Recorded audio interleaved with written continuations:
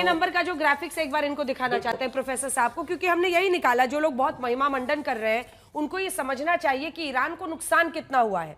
देखिए, जो विकास दर उनकी 3.5% पहुंच गई थी 2024 में, वो 2025 में अनुमानित 0.3% है। 0.3%, 6 नंबर का ग्राफिक्स है। और 2026 होते होते अनुमान आता है कि बहुत भी रिकवर करेंगे तो 1.1% जाएंगे। ये देखिए, अब आइए आप महंगाई दर में, जो 24 में 32.6% था, वो 25 आते आते 43.3% हो गया इन्फ्लेशन, 43.3%। युद्ध में खर्च बड़ा होता है। उसके बाद से 42.5%, मतलब 1% की गिरावट आएगी अगले साल भी, जो अनुमानित है। अब बेरोजगारी देखिए, और ये सारा IMF का सोर्स डेटा है, हम इसीलिए सोर्स भी कोट कर दे रहे हैं। 7.8% बेरोजगारी दर 24 में, वो बढ़ के 9.5% हो गई है और 9.2% पे पहुंचेगी अगले साल, जो अनुमानित है। तो ऐसा नहीं है, ईरान को बहुत नुकसान भी हुआ है प्रोफेसर जोशी। इसके बाद में रतन जी आ रही है। अंजना जी, इनके बेसिस पे, मेन पोर्ट्स पे, वो तो डिस्ट्रॉय हो गए ना। आई एम टेलिंग यू, बिल्कुल फर्स्ट हैंड। मेरे एक फ्रेंड ने कुछ वहां से DAP भेजना था, ऑलमोस्ट 5,000 टन, वो सब डिस्ट्रॉय हो गया पोर्ट्स पे। तो इनका नुकसान हुआ है। नुकसान मानने में ईरान को वो नहीं करना चाहिए। हालांकि वो ये कह रहे, हालांकि मैं आ रही हूँ, हालांकि वो ये कह रहे हैं, जो प्रोफेसर साहब वहां से हमारे साथ जुड़े हैं, वो ये कह रहे हैं कि, और मीडिया की रिपोर्ट्स हैं कि ईरान को भी बताया गया था। प्रोफेसर जोशी जी, ये आप बिल्कुल सबसे सटीक पॉइंट पर इस चर्चा को ले आई अंजना जी। मैं आपका शुक्रिया करती हूँ। जो बड़ी वजह है कि कैसे ये तमाम जो शक्तिवान देश है वो धीरे धीरे पीछे हटते हुए दिखाई पड़ रहे हैं, क्योंकि सबने अपने अपने जो ऑप्शंस हैं उनको वे किया है। एक $500 बिलियन से लेके $1 बिलियन USD तक का हर देश का खर्चा होता है युद्ध भूमि पे, यदि वो युद्ध लड़ता है। रशिया लगभग इसी तरह का खर्चा स्पेंड कर रहा है। तो फिर हालत क्या होती है? इन्फ्लेशन बढ़ता है, अर्थव्यवस्था को झटका लगता है, सरकार और जनता को एक युद्ध की कीमत चुकानी पड़ती है। बहरहाल मुझे लगता है कि ट्रंप जो अपने ये तमाम स्टेटमेंट्स दे रहे हैं, उनको बेताबी है वैश्विक स्तर पर एक सर्टिफिकेट प्राप्त करने की दुनिया से कि भाई वो एक बड़े शांतिप्रिय नेता हैं, और जैसा उन्होंने अपने इलेक्टोरल कैंपेन में प्रॉमिस किया था कि अपने अमेरिका का राष्ट्रपति बनते ही वो रशिया यूक्रेन युद्ध को और इजराइल हमास युद्ध को अंत की ओर ले जाएंगे, जो कर पाने में वो नाकाम रहे हैं। तो जैसा कि जनवरी 2020 में अमेरिका ने किया था, बगदाद में जो कासिम सुलेमानी को एलिमिनेट कराया गया, उसके बाद ये स्पेकुलेटेड था कि ईरान अपनी जनता के इमोशंस को कहीं ना कहीं जवाब देने के लिए रिटेलिएट करेगा। ईरान ने किया, लेकिन इसके बाद यूएस ने फर्दर एस्केलेशन नहीं किया, तो अपने आप स्थितियां डी एस्केलेट हो गई। तो मुझे लगता है ट्रंप ने बहुत सोच समझ के ये ऑपरेशन हैमर को अंजाम दिया। उन्हें विकल्प पता था कि इसके बाद ईरान किस तरह से अटैक कर सकता है। अब वो ईरान को शुक्रिया भी अदा कर रहे हैं कि बता करके कतर की एयरवेज पर अटैक किया, और अब ईरान और इजराइल दोनों को शांति की ओर जाने के लिए कह रहे हैं।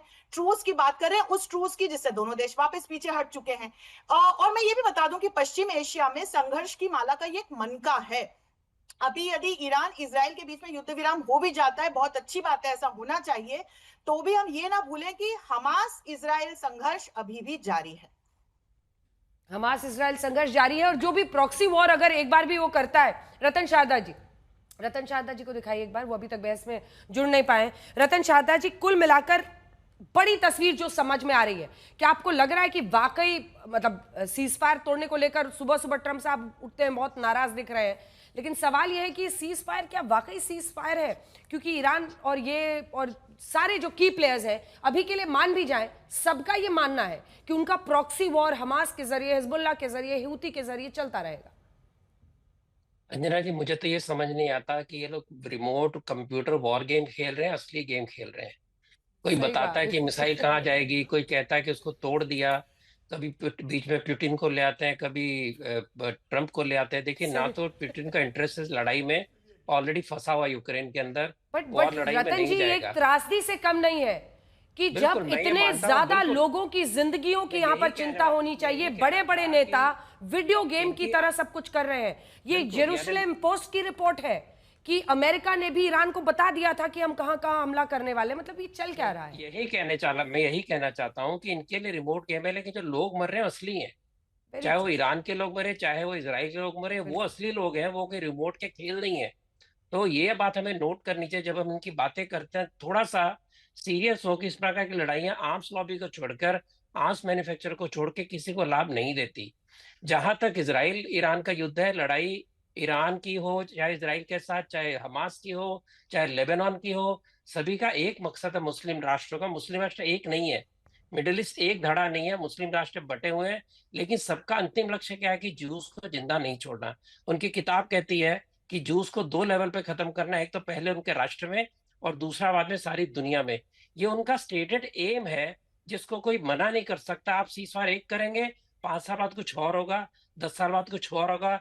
1973 की योम किप्पुर वॉर के बाद में इजिप्ट, सीरिया और जॉर्डन को घुटने टेकने पड़े, उनको संधि करनी पड़ी और कहना पड़ा कि इजराइल को जिंदा रहने का हक है। जिस दिन मुस्लिम राष्ट्रों ने कह दिया ओपनली कि इजराइल को, ज्यूज को जिंदा रहने का हक है, उस दिन शांति आएगी, वरना शांति जितनी भी होगी सारी टेम्पररी होंगी। इस्लामिक वर्ल्ड ने हिटलर का भी साथ किया ज्यूज को खत्म करने के लिए, और कई बार किस्से उनके साथ में शताब्दियों से चले आ रहे वारिस जी, मुझे पता था आपका हाथ लेकिन उठेगा, इसके बाद में आ रही हूँ। नहीं, दिक्कत ये है ना कि हम जो रतन जी और वारिस स्टेटेड जी एम है, सारे देशों ने रही ऊपर हूँ। लिखा है इजराइल को जीने का हक नहीं है। यहाँ तो वारिस पठान भारत में बैठे हैं, जरा पैलेस्टाइन में पूछिए, जरा हमास से पूछिए, जरा आसपास के अरब राष्ट्रों से पूछिए, कितने युद्ध हो चुके हैं इजराइल को समाप्त करने के लिए। इसके लिए तभी होगा जब सारा राष्ट्र स्वीकार करे कि इजराइल को जिंदा रहने का हक है, इजराइल को एज राष्ट्र के तौर पे रहने का हक है। जिस दिन ये स्वीकार कर लिया उस दिन सीजफायर हो जाएगा। भैया यहाँ से राजनीतिक डिबेट नहीं कर रहा हूँ, अब क्या राजनीतिक डिबेट कर रहे हैं? या मैं बीजेपी आरएसएस या बीजेपी के आईएम घर नहीं आया हूँ। ये विश्व की बात हो रही है, इस्लामिक वर्ल्ड की बात हो रही है। आप बीच में आप कौन से बीच में मौलवी आ गए?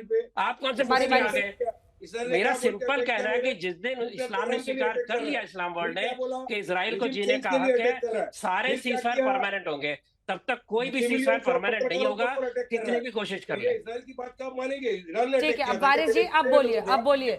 एक तो आपको कितनी बार मैंने सिखाया सर, बीच में मत बोला कीजिए, अच्छा नहीं लगता है। सब लोग जज करते हैं, बाहर कहते हैं वारिस जी को आप क्यों नहीं समझाती कि बीच में नहीं बोलना चाहिए। वारिस जी अब बोलिए, अब आप ही की बारी है। लेकिन ठीक है वारिस जी, सवाल ये है, आप बार बार एनपीटी की बात करते हैं कि देखिए एनपीटी पर साइन भी किया है, अब तो वो आईएईए से भी अपने आप को ईरान अलग कर रहा है, अब किसकी जवाबदेही होगी? दूसरी तरफ एनपीटी असल जिस पे साइन करना है वो तो आतंकवाद के खिलाफ है। अच्छा, अब जवाब दूं मैं अंजना जी? सुनिए, अभी इन्होंने कहा कि ये इसलिए कर रहे हैं, ये मुसलमानों के लिए कर रहे हो। सबसे पहले जवाब दो मेरे को, ईरान ने अटैक किया था इजराइल पे या इजराइल ने अटैक किया ईरान पे? इसराइल ने अटैक किया ईरान पे। इसराइल ने क्या बोल के अटैक किया, डिक्लेयर क्या किया था? न्यूक्लियर प्रोग्राम कर रहा है, इसके लिए मैं अटैक कर रहा हूँ। फिर क्या बोला? मैं रेजिम चेंज करने के लिए प्रोग्राम कर रहा हूँ।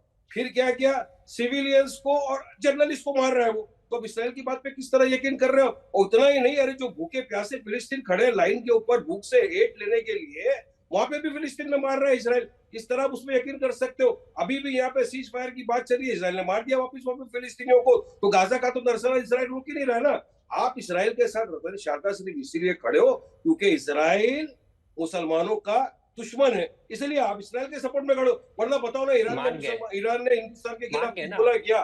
ईरान तो छापर पोट हमारा, ईरान तेल दे रहा है, सब चीज ईरान हमारे सपोर्ट में कर रहा है। फिलिस्तीन के साथ रतन जी बीच में मत बोलिए, रतन जी प्लीज बीच में मत बोलिए, लेट हिम कंप्लीट। हमारा पूरा देश खड़ा हुआ है, फिर भी आप इसराइल के साथ जाके खड़े हो। इसकी वजह मुझे एक बताओ, इसराइल को सपोर्ट क्यों करते हो? जवाब आप ईरान के साथ क्यों खड़े हो ये समझा दो। आप ईरान के साथ क्यों खड़े हो जबकि भारत दोनों देशों से बैलेंस रिश्ता रख रहा है, इजराइल और ईरान दोनों से। ये भारत की फॉरेन पॉलिसी है साहब कि हम इजराइल से भी अच्छा रिश्ता रखेंगे, रक्षा सौदे करेंगे, हम ईरान से भी अच्छा रिश्ता रखेंगे। तो आप इजराइल के दुश्मन और ईरान के सबसे बड़े हितैषी क्यों बन गए हो? आपकी अलग इंडिपेंडेंट फॉरेन पॉलिसी चलती है।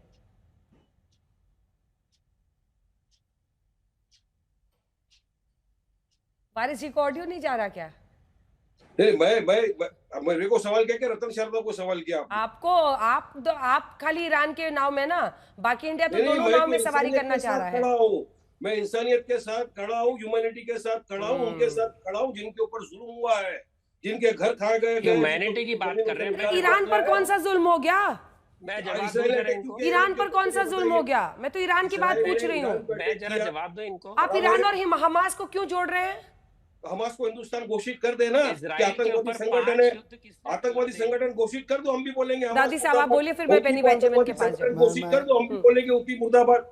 अरे जब तक आप किसी को घोषित नहीं करते आतंकवादी संगठन, आप बुलवाना चाहते हो? वारिस भाई जरा मैं बोल लूं, अंजना जी ने मुझे बोलने कहा है।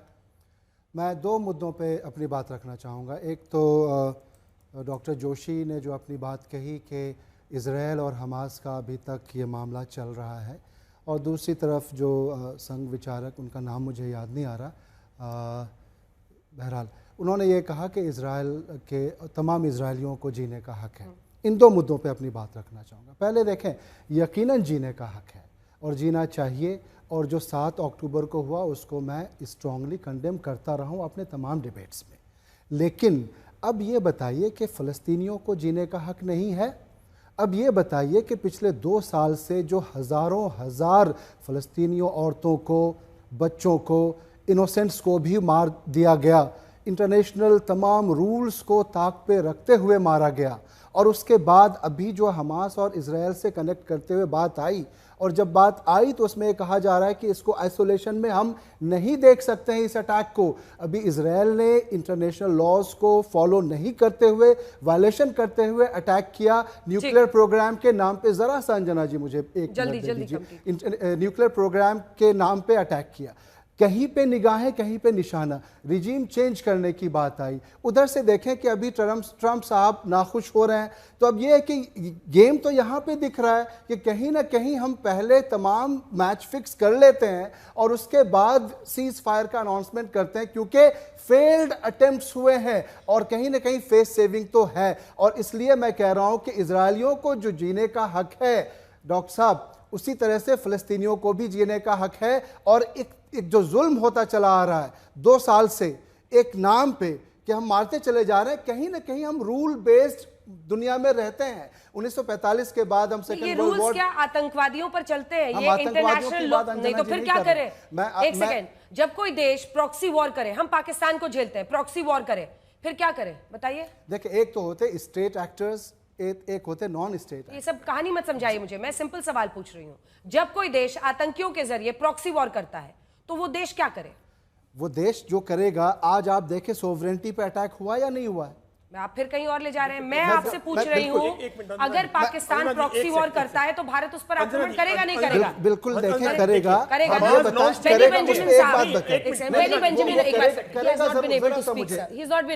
बेनी बेंजामिन साहब जो ये कह रहे हैं, उनकी बातों का आप जवाब दें, क्योंकि आप इजराइल से जुड़े हुए हैं, आप सैन्य अफसर भी वहां रह चुके हैं। आप उनकी बात का जवाब दें। वो कह रहे हैं कि ह्यूमन राइट्स वायलेशन कर रहा है इजराइल। बिल्कुल कर रहा है।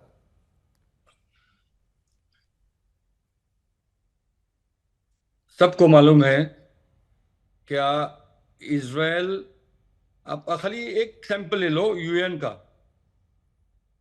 वॉट एवर डिस्कसिंग इन, जो डिस्कस हो रहा है यूएन में, खाली इजराइल के प्रॉब्लम्स का, दूसरे जग में प्रॉब्लम ही नहीं। बिल्कुल सीरिया में 450 लाख आदमियों को मारा, वो प्रॉब्लम नहीं है। सूडान में मारा, वो प्रॉब्लम नहीं है।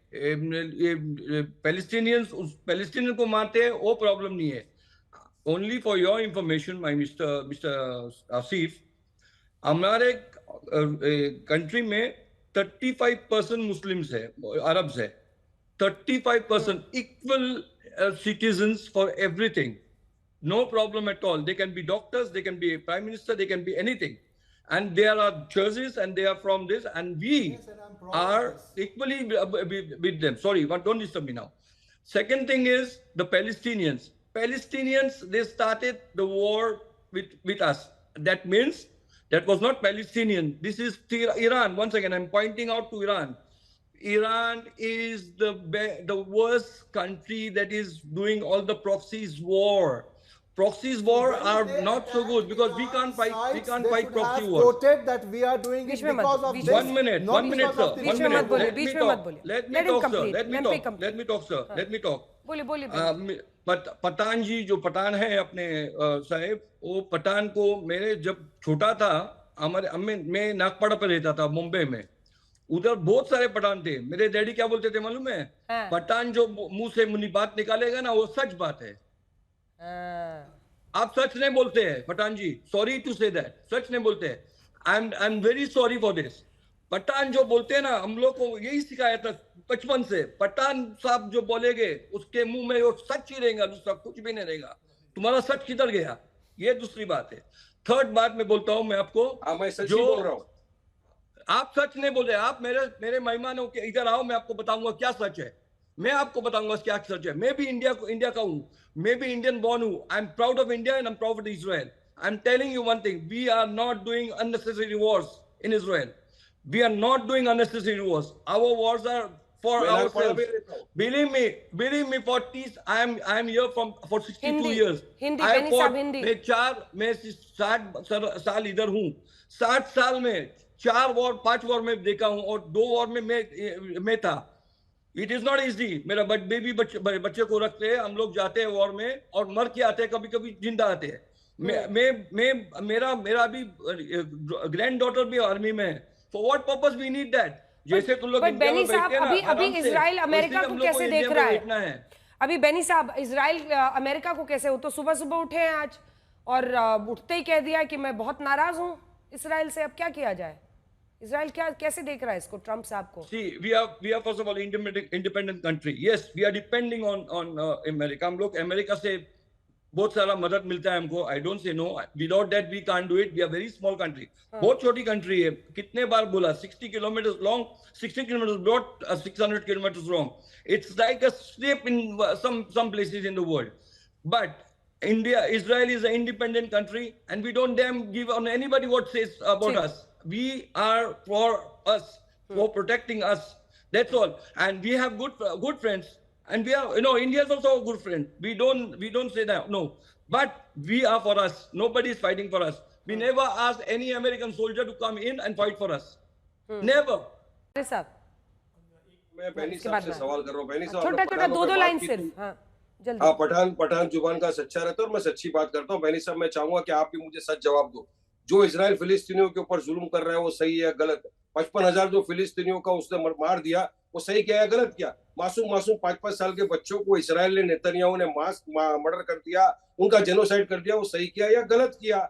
आप जो बच्चे लोग लाइन में खड़े थे खाना लेने के लिए, उनको जवाब सुनिए ना आपका। देखो हॉस्पिटलों में एक जवाब बेनी साहब तुरंत जल्दी से। शॉर्ट बेनी जी। देखो, आपके साथ एक और एक ये है अब्बास, प्रोफेसर अब्बास। उनको तो कुछ अच्छा सुनने ही नहीं आता है। उनको खाली जो ईरान करता है वही सुनने आता है, दूसरा कुछ सुनने नहीं आता है। That's the first thing. Second thing, आप बोलते हैं ना पैलेस्टीनियन ने हम लोग नहीं चालू किया, उन लोग ने हमारे बच्चे लोग को जला दिया इसके टोस्टर के अंदर। पेट से औरत थी, उसको काट के उसका बच्चा को मार दिया। बात रखना चाहूंगा, लेकिन बात आप भटकाइए नहीं। अभी जो 50,000 से 55,000 लोगों को मारा गया है उसका जवाब दीजिए। हिस्ट्री में नहीं आई। That number also not right. That number is not right. और नंबर बराबर नहीं है। सच बोलेंगे तो वॉर चालू है। वॉर में तो नॉन स्टेट एक्टर, हमास कोई नॉन स्टेट एक्टर नहीं है। हमास गाजा को 15 साल से रूल कर रहा है। हमास को नॉन स्टेट एक्टर नहीं कह सकते आप। हमास की सरकार है, वहां हमास चला रहा है ना गाजा को। तो ये कह देना कि वो नॉन स्टेट एक्टर्स हैं, ये पूरा का पूरा जो गाजा का काम किया है ये हमास का किया हुआ काम है, नॉन स्टेट एक्टर। और कोई भी कंट्री नॉन स्टेट एक्टर्स करके टेररिज्म के दरवाजे से विनाश नहीं कर सकते और उसको हम नहीं जाने देंगे, बिकॉज वो हमारे मूल उसके खिलाफ है ना। पाकिस्तान कहता है ज्यादा वो नॉन स्टेट एक्टर है, हर एक नॉन स्टेट एक्टर यहाँ हमारे यहाँ तबाही करे जा रहा है। कोई नॉन स्टेट एक्टर नहीं है। जो टेररिस्ट हैं और जैसे हमास पर्टिकुलरली, और हमने बिल्कुल इजराइल के साथ दिया हमास के युद्ध में। मेरी सिर्फ ये थी कि भाई आप इंटरनेशनल लॉ वायलेट करके ईरान पे मत करो, पहले हमास को सॉर्ट आउट करो। करना है क्योंकि इस पूरे इलाके जब कर रहे हैं तो फिर ये सारे रोना धोना शुरू कर रहे हैं। गलत बात है। अगर अस्पतालों के नीचे सैन्य कंट्रोल सेंटर्स चलेंगे तो क्या करेगा? मतलब मैं तो ये पूछूं कि इजराइल यहूदियों को जीने का अधिकार है? अल फतह को वीक किया, पूरी पैलेस्टीनियन मूवमेंट को वीक करने में किसका हाथ है? हमास का हाथ है। अल फतह को डिवाइड करने में उन्होंने तो कहा वेस्ट बैंक में आप रहिए, गाजा में हम। रतन शारदा जी जल्दी से कमेंट। हमास का कैसे आप लोग साथ ले रहे हो? लेबनीज की बात हो, हम फिर भी उनके हक में बात करते हुआ, हजारों फिलिस्तीनी मारे गए। हम भूल जाते हैं कि जूस की जन्म कहां से हुआ। जिस जमीन से 2500 साल पहले उनको निकाला गया था, उस जमीन का एक छोटा सा टुकड़ा उनको मिला। जिस दिन उनको मिला अगले दिन पर हमला हो गया। इसके बाद 5 युद्ध उन्होंने झेले। क्या उनके लोगों की जान की कीमत नहीं है?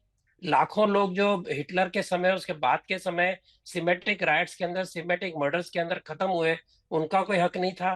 क्या हमास ने लगातार इजराइल के विरुद्ध पेशकश नहीं की? क्या सारे अरबी देशों ने नहीं कहा कि इजराइल को जीने का हक नहीं है, इसको नेस्तनाबूद कर देना चाहिए?